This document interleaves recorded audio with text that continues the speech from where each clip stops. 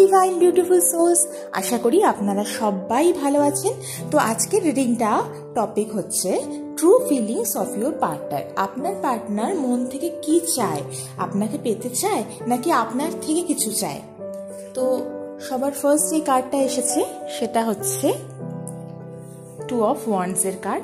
আপনার পার্টনার কিন্তু দুটো দিকে হয়তো চিন্তা ভাবনা করছেন। হতে পারে যে শুধুমাত্র যে অন্য কারোর জন্য চিন্তা করছেন সেটা না, হতে পারে যে কাজের জন্য বা বিদেশে যাওয়ার জন্য, বিদেশে গিয়ে সেটেল হওয়ার জন্য এরকম ধরনের কিছু ওভারসিজ চিন্তা ভাবনা তার কাছে থাকতে পারে।